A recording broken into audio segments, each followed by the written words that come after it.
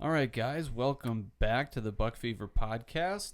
I'm Noah Switz, and I've got Pat Kolbe and Jacob Yeager with me as well. And this episode is going to be a little bit of a quicker episode, and we're mainly going to be focused on cooking and eating wild game. And I think it pretty much goes without saying that all of us like to eat wild game. I don't think there's any debate there, right? Absolutely. I almost prefer it. Yeah, to store bought stuff. I mean, you can't really beat a nice cheeseburger or beef steak or whatever. I mean, it's it's pretty good, but at the same time, there's a lot of good wild game out there as well. Jake? I love it. Yeah, for sure. No, I love eating wild game. Actually, my family, I bet you I'm going to put the number at 75% of the meat that we consume. That might be a little high, but let's 60 to 75%. Somewhere in that ballpark has got to be wild game, whether it's venison or fish or turkey.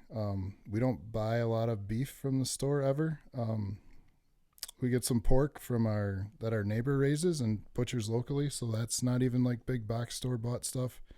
But we eat a ton of venison. I usually try to get anywhere between 3 to 6 deer a year. So our red meat is usually the consumption of venison, a ton of fish, and then as many turkeys as I can knock down in the spring as well. So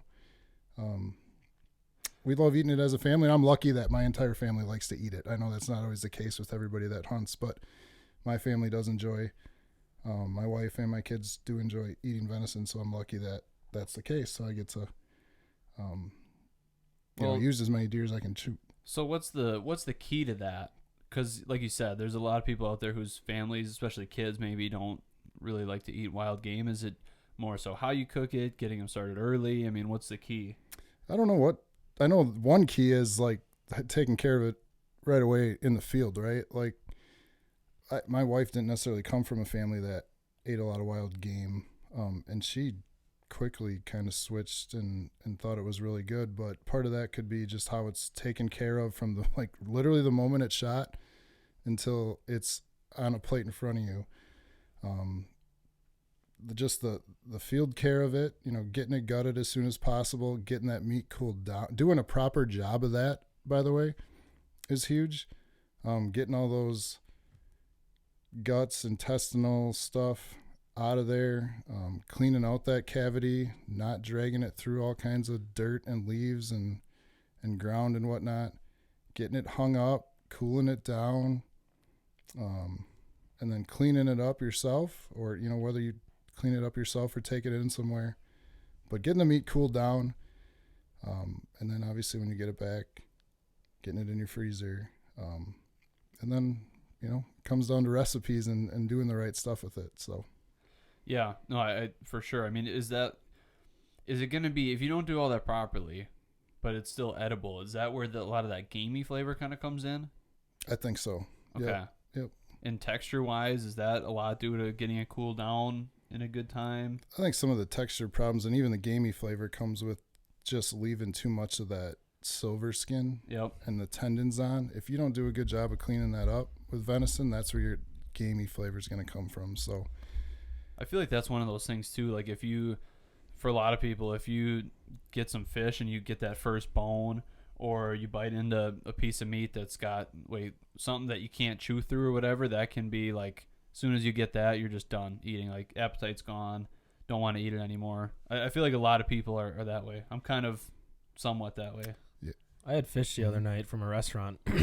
Last 2 times I've been there, I've had like bones in the perch, and it's just like, really? Like you're like, how many of them did I eat? Or you're sick of just taking them and spitting them out, and it's kind of gross. But back to the silvery part on the venison, that sometimes for me seems like a never-ending battle. You seem like you cut it all off, and then you flip it over, and there's more, and then by the time you're done, you start with a piece of meat this big, now it's down to like this. Maybe it's just the way that I butcher them, but no, that is the case sometimes. But I'd rather, when it is a process and it does take time, but I'd rather get a good clean cut of meat and not have that gamey flavor and have my family want to eat it, then try to rush through it or do a half, hazard job at it, and then have a product that doesn't taste very good, or you make something and then your 3 kids don't want to eat it. So right. I'd rather take the extra time and do it right away. And the kids, they've always been into it. They're Yeah, like, they just don't know luckily. any different. And No, that's our beef. So they've been good with it so far. yeah, that's all good. I mean, so is it, I mean, what would you say it is for you as, maybe the main reason why you like that better than store-bought? It gets to the point now where like, I know where the meat came from. Yep. Like I know where that animal's lived.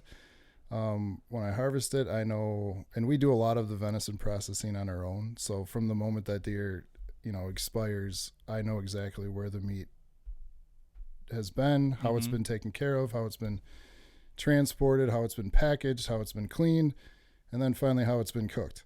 You might walk down the aisle in the store, and believe it or not, people there's people out there that they think that the grocery store is where meat actually comes from, but believe it or not, that's not where meat actually originates. It doesn't just come from behind the counter back there.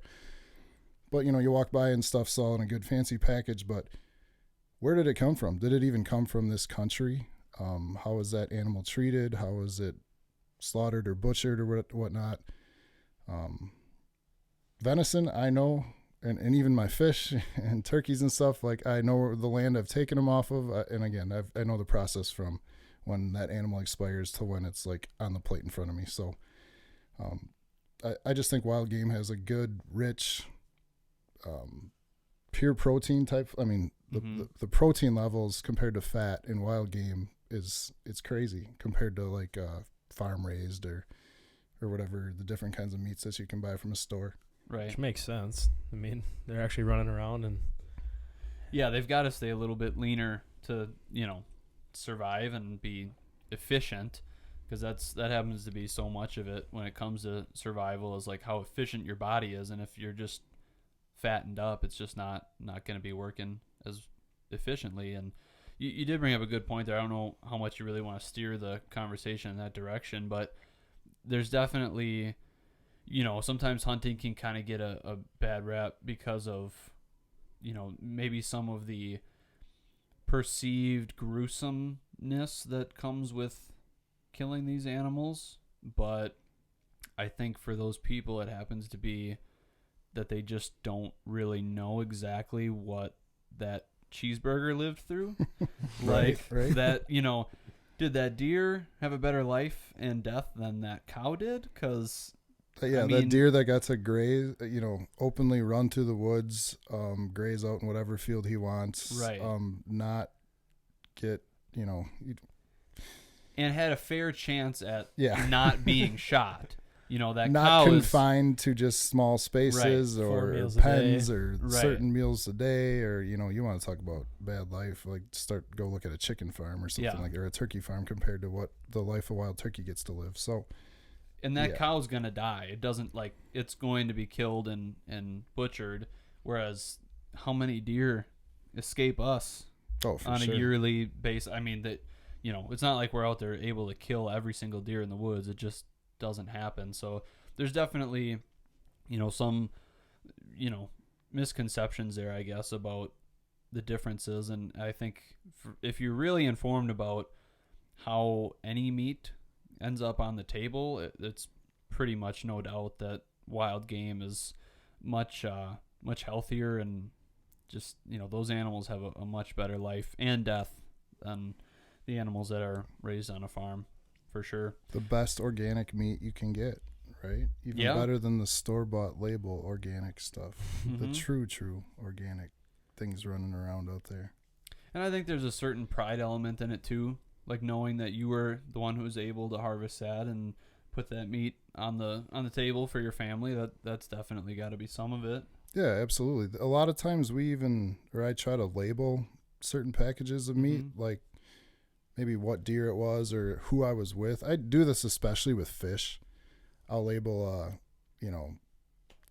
4 walleyes, Lake Winnebago, Pat or Dad and Ryan, me and my son, or Dad and Brinley, like me and my daughter were out, or whoever I was fishing with. That way, when we make that meal, we can, hey, remember that time we were out and we caught these fish? And you can kind of relive those those memories from when you're out there. And then it means something more too than just, hey, this vacuum sealed, cool label package of tilapia we picked up from supposedly, right, the grocery store. But yeah. So you did mention as well, the health benefits there with wild game as compared to some of the farm raised products, and we've got a nice fancy little chart here. I don't know if you want to kind of share some of these.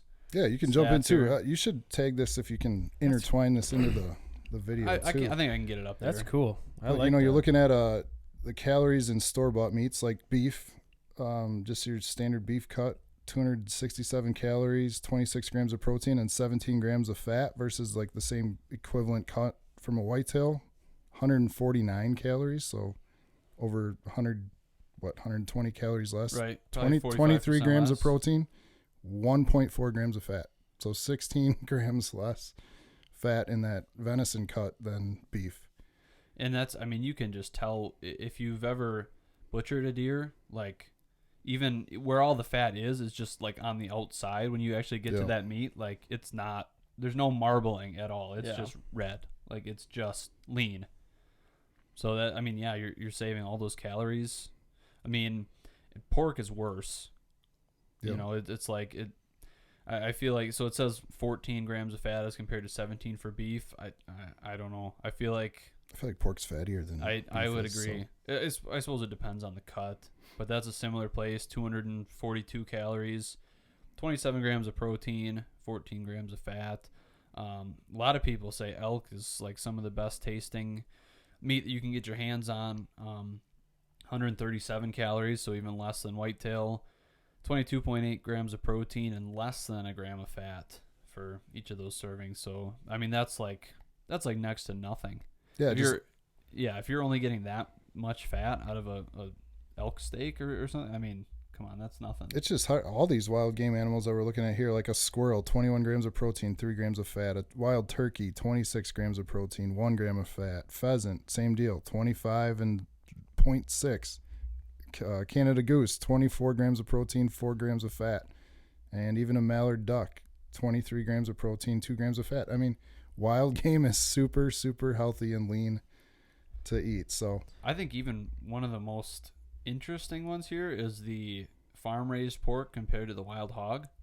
So you got the farm raised is 242 calories versus the wild hog at 160. Protein 27 versus 28.3 for the wild, and then 14 grams of fat and 1.4 for the wild hog. So even like the same, there's differences obviously, but it's like largely for the most part the same animal, just being out in the wild has a little bit more protein and significantly less fat in almost half the calories. Yeah. I've never even really had like a gamey tasting animal. Like, people say, oh, that tastes gamey. Like the only thing I've ever had that tastes gamey is a sturgeon, which is really pretty hard to get out of it. But like, like you have a deer, it doesn't taste gamey. I've had mallard duck, which was really good. We marinated it in dressing overnight and then wrapped it in bacon, cooked on a grill. It just tasted like a piece of pork or beef type thing, where you just pop it in. And pheasant, turkey, like none of that ever tastes gamey to me. I think in general birds maybe do a little bit more. Like pheasant for sure, you can tell that it's not chicken. Like if you have that even in a popper. Is it texture related? Like it's a lot of times wild game, right, is a little bit chewier, if you want to say, or it's tougher. Both. If you blindfolded me and gave me pheasant versus chicken, I could tell you 100% of the time which is which. It's not that it's bad. It's just like you can tell that that's not chicken. And maybe that's a mental block for some people, like just because it's different. I don't know. I more so mean like a taste where you're like, oh, this is, you could tell it's like what they say, gamey, or right. It's like it doesn't taste any different to me, like where it's gross or like it smells bad type thing. Yeah, and like Kolbe said, that's preparation and cooking it. That's true. Maybe we just have good cooks.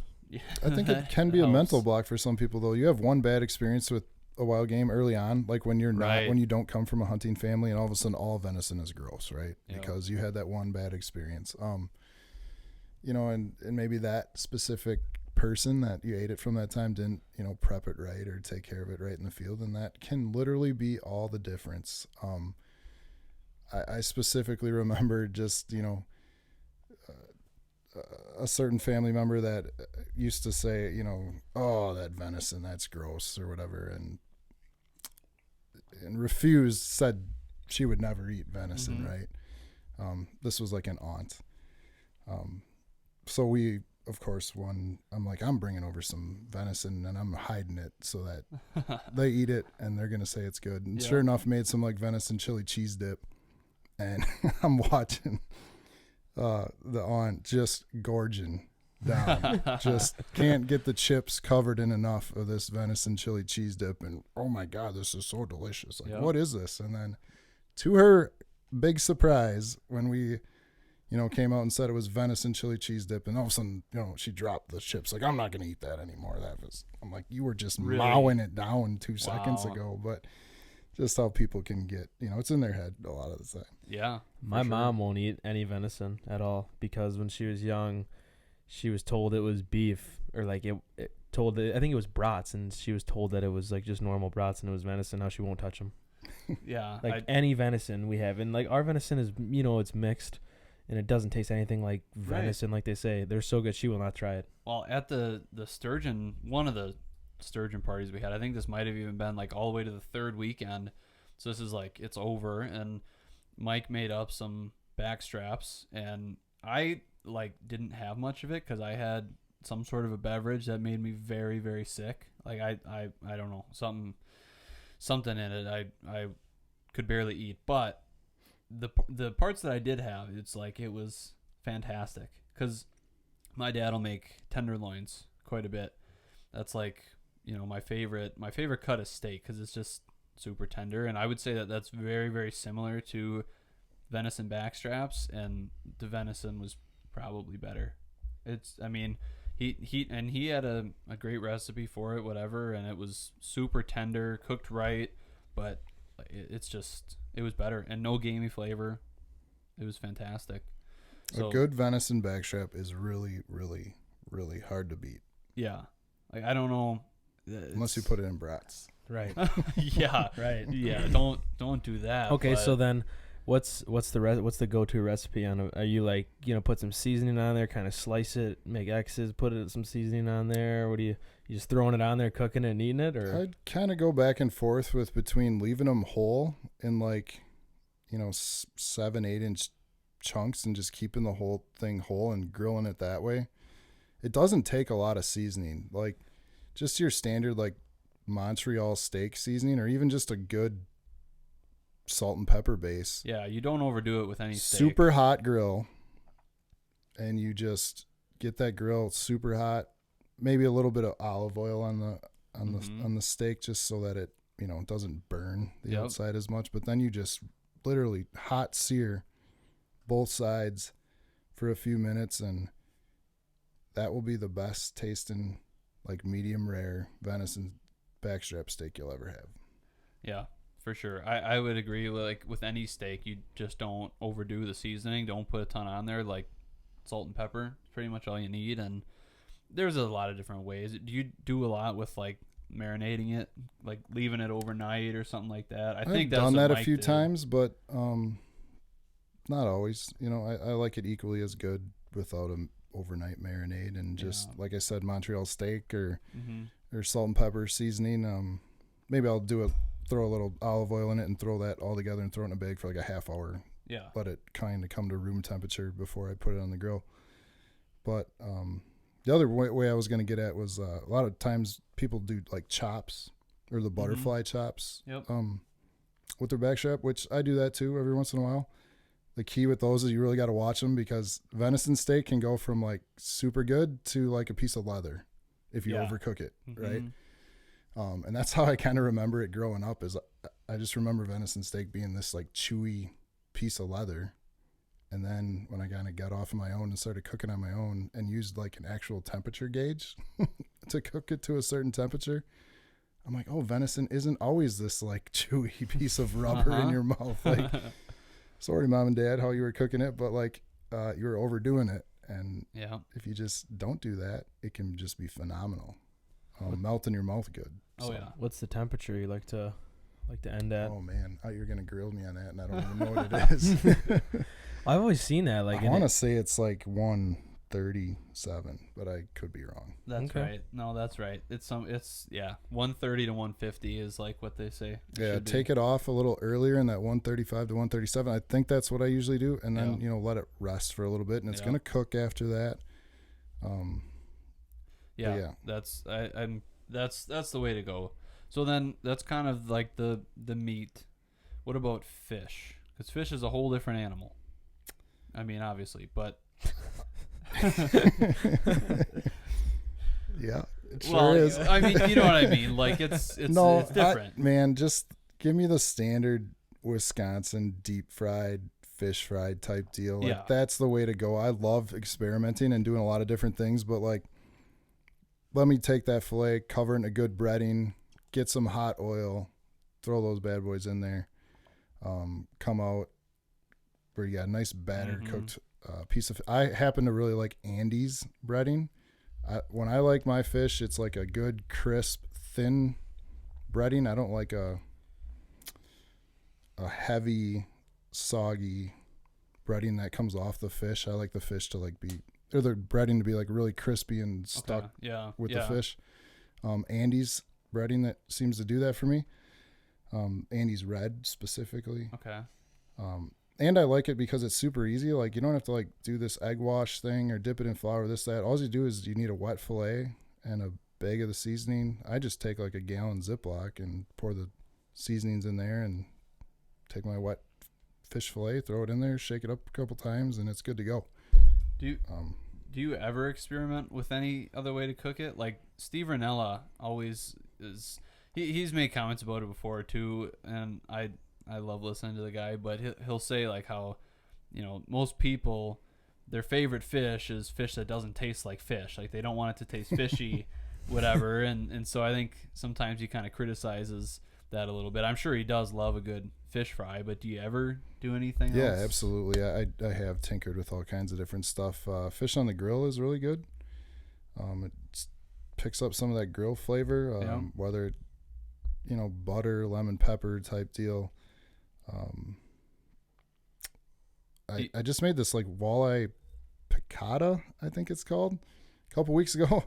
One of a fellow fishermen that I follow and friends with had posted the recipe on Facebook. I'm like, damn, that looks good. And I just kind of stole the recipe from him and made it. And I'm like, yeah, he was right. That was phenomenal. That was one of the best tasting walleye meals I've ever had.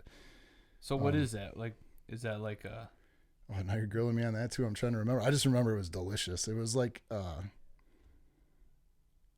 it was fish on top of pasta. Oh, okay. In a combination, and that's not something you'd think of. No, it was. I'll have to get that recipe and maybe do that for our little Wildgame Kitchen coming up. I don't think any of our I don't think northern fish necessarily are good to eat raw. Like Steve will also do a bunch of like ceviche and whatever. He was in Hawaii a couple times, and so he'll do like raw fish. But I think that's more ocean fish. Sometimes you can do that with. Do you ever try that with perch? No, that's one I don't know if I can get behind because I think that's probably going to be pretty fishy. I would think. Yeah, that just doesn't seem like it would be my type of way to eat fish. But like other ways, like fish tacos, and you can take the same deep fried fish that you're gonna eat with French fries and just take that deep fried fish and put it in a taco with anything that you normally would like on tacos. But you can also just throw them in a pan with a little bit of oil and some seasoning and scoop out your fillets that way and drop them in a taco. Leftover fish from, again, really any type of way you're gonna make it, but like even after deep fried fish like doesn't usually heat up very well the next day in the microwave, so we'll take whatever we have left from our deep fried fish and tartar sauce and just smash it all together and basically make like a like fish salad, like you'd see like chicken salad or whatever, and just put that on 2 pieces of rye bread with a piece of cheese the next day for lunch is really like out of this world good. Wow. Yeah, we discovered that up in Canada. Interesting. We after we eat fish every night, every day. We would also eat fish for lunch the next day with all of our leftovers from the night before. So it's literally like a 7 days of eating fish. Sounds for good. At least 2 meals a day. Yeah. And especially with fish fries, but it could be all this stuff. There's a big social aspect to it as well. It can just be with, your family or friends, whatever. But a lot of times it'll be more of a gathering. You're probably going to invite some other people over for dinner that you maybe normally wouldn't on any given day. But with fish fries and even with other wild game too, it can be more of a social aspect.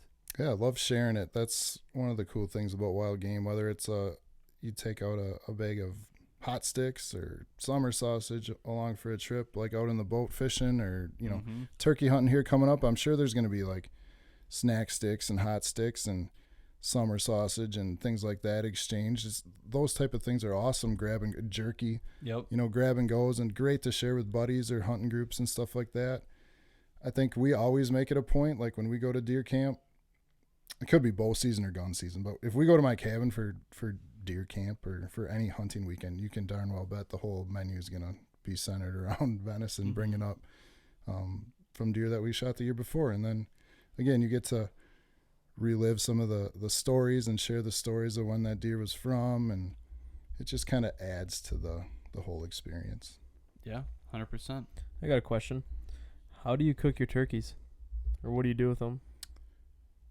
So a couple ways. My favorite is actually, I discovered this a couple years ago, is slicing the breasts real thin. I only take the breasts out of the turkeys, but slicing them real thin into pieces, and then again, like kind of like a breading and deep frying them like chicken strips you'd get from a restaurant.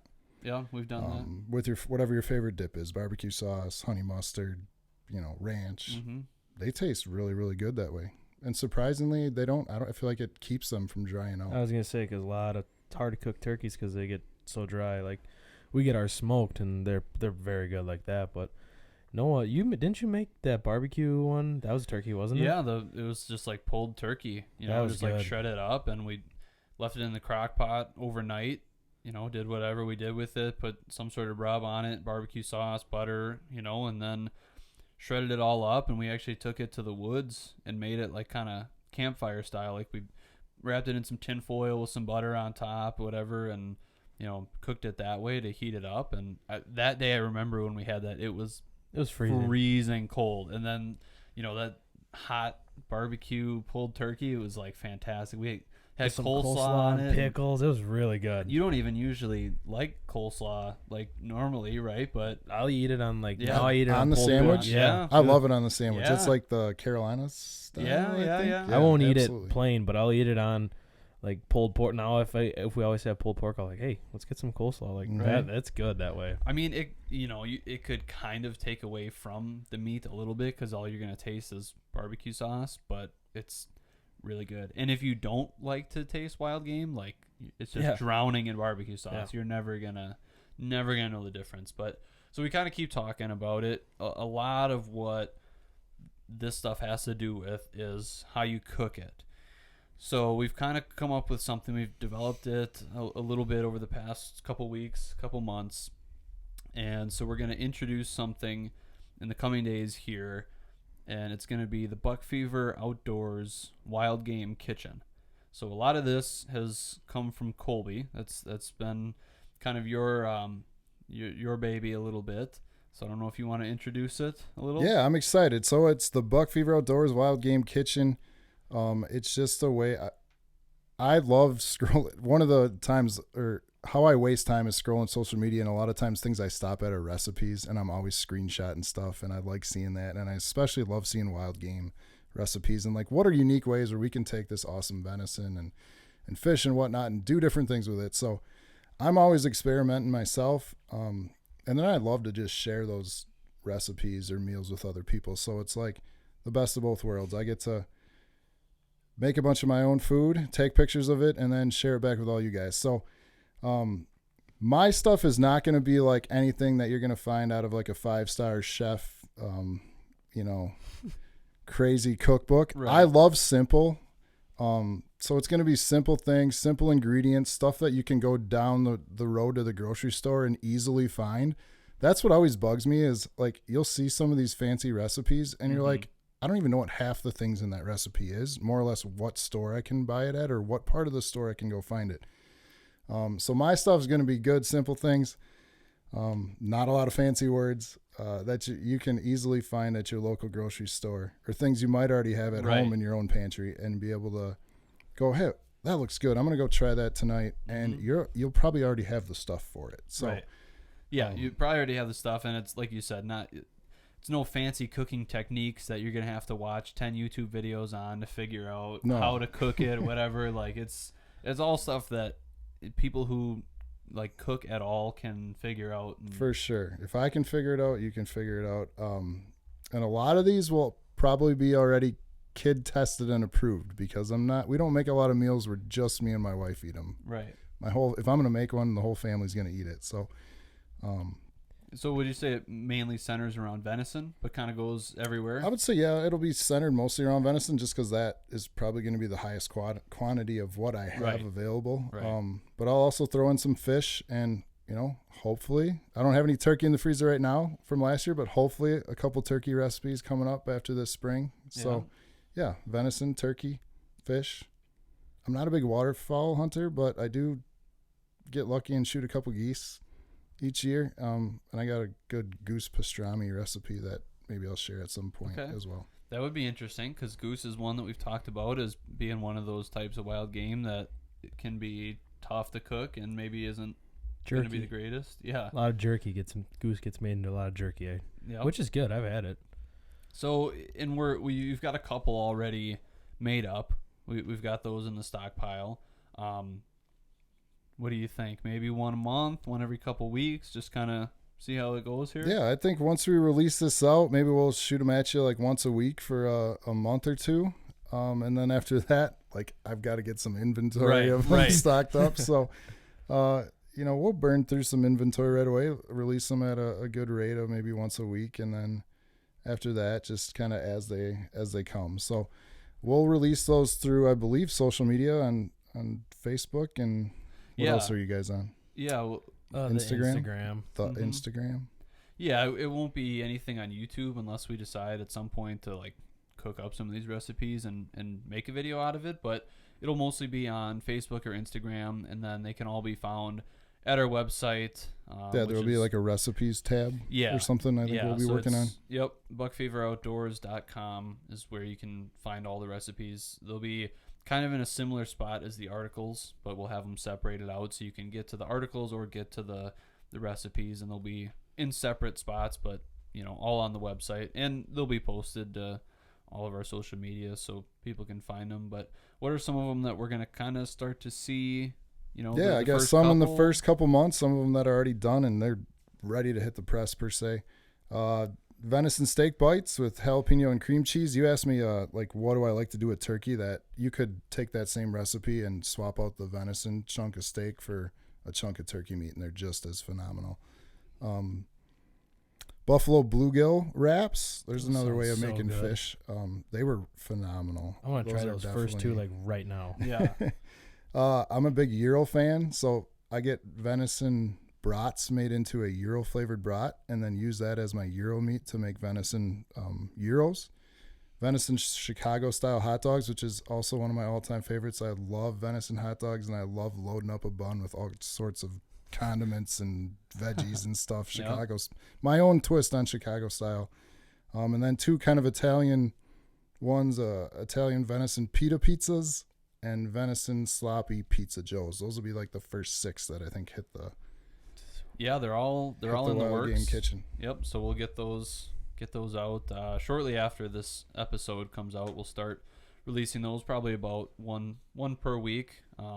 Give you guys enough time if you've got any inventory to maybe try the recipe, and then we'll get you another one shortly after that. And I'm really excited about that because that's everything that we do on our YouTube channel is all about hunting these animals and or catching them, spearing them, whatever. But that's only half of it, because the other half then is eating them. I mean, you're gonna if you shoot a buck, you're gonna hang antlers on the wall and just keep your turkey fan and beard and spurs and whatever. But it's about a lot more than that too. You're hunting to eat, and whether it is, like you said, one of your staples where you're maybe eating 75% wild game, or you're eating 10% wild game, either way, you shouldn't really be harvesting too many animals and then not eating them.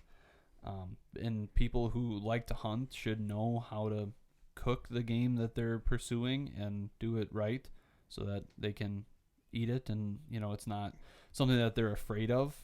So these recipes are going to be great because they're pretty much friendly to anybody. Like you said, they're great for kids, great for people who might be a little bit pickier, and just a huge variety, a lot of different ways that you can cook things up that people might not otherwise be used to. Yeah, my hope is just people take a chance with them. They're going to be relatively simple and easy, and then it's just going to go to show that you don't always have to do the same old thing with your venison. Like, you don't have to always take it to the processor and get the same old hot sticks or the same old summers. Like, there's other things you can do with venison and other types of wild game and make really good tasting food that's relatively simple that you and your kids and family will enjoy. So, and I'm hoping we get some comments from people about other recipes we should try out or different variations on some of this stuff. You can take my recipe and take your own twist or variation to it, and then hopefully comment back like, oh, I switched it up and did this, and it turned out really awesome. I'd love to hear that feedback. So if you don't like buffalo sauce on your bluegill, do you try barbecue sauce? Would that be good? I mean, I don't know. If you're a barbecue guy, maybe that's the way you go. And so that type of stuff could be really cool too, to see the different directions that people take some of these things in. And it's a lot of stuff. When you first showed me all of these, it kind of opened my eyes up to what you could do, because I think we think a lot about back straps and just breasting out a turkey and doing whatever with it, and fried fish, but I mean, I never would have thought about buffalo bluegill wraps. That's just not something I ever would have really tried. So it's pretty cool to see a wide variety of stuff like that as well. Those venison steak bites. I'm getting hungry looking at the list right now. The venison steak bites are calling my name. It can't get too much better than jalapeno poppers, even though I have said that bacon's not my favorite thing in the world. You said a few questionable things lately. I don't think so. I think I've been pretty just on the straight and narrow. I think everything I've said has been fine. It's bacon's it's bacon. Exactly. It's good on jalapeno poppers, and it doesn't belong on a cheeseburger. Speaking of bacon, I'm going to be making venison bacon with my dad Thursday night. There you go. Coming up this weekend. We're going to be making venison bacon, or homemade venison bacon, and homemade venison summer sausage this weekend. So are we going to see a recipe on that maybe? Yeah, we could. It's actually super easy. Even better. Venison bacon. So yeah, maybe we'll take a few pictures of the process and throw that in as, something that. What cut of meat do you use? It's just all my trim. Oh, okay. Yeah, that's really essentially easy. When you make venison bacon, you actually grind it.